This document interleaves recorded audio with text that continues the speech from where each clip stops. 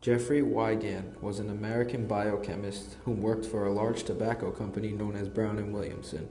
His job assignment was high up as he was the vice president of research and development. His main goal was to create a reduced harm cigarette. This was all before he decided to blow the whistle. On February 4th, 1996, he went public and made an appearance on a well-known TV show called 60 Minutes. He was interviewed by Mike Wallace.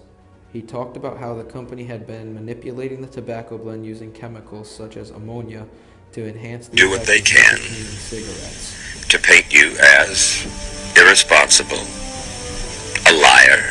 Well, I think the word they've used, Mike, is a master of deceit. You wish you hadn't come forward. You wish you hadn't blown the whistle.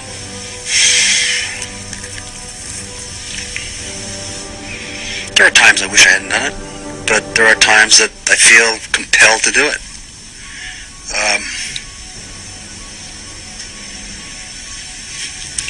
If you ask me if I would do it again, or do I think it's worth it? Yeah, I think it's worth it.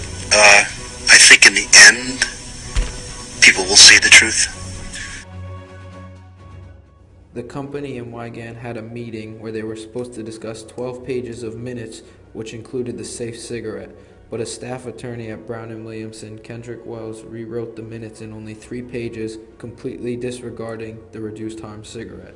This was because it causes too much conflict with the rest of their products. In March 1993, shortly after the company brought in a new CEO, Thomas Sandifer, Wigand was let go. CEO Sandifer told him he was fired because of lack of communication and he just wasn't cutting it.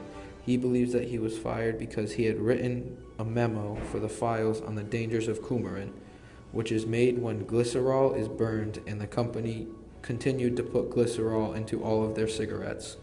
There were many lawsuits throughout everything. The company had filed lawsuits on Mr. Wigand for breaking his confidentiality agreement.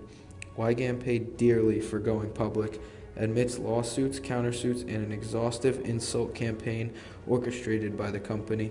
Wigand lost his family, his privacy, and his reputation. His wife then divorced him, and their 2 daughters went to live with her.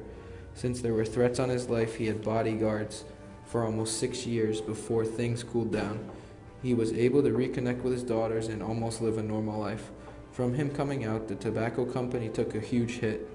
He delivered a damning testimony in a Mississippi courtroom that eventually led to the tobacco industry's $246 billion lawsuit settlement.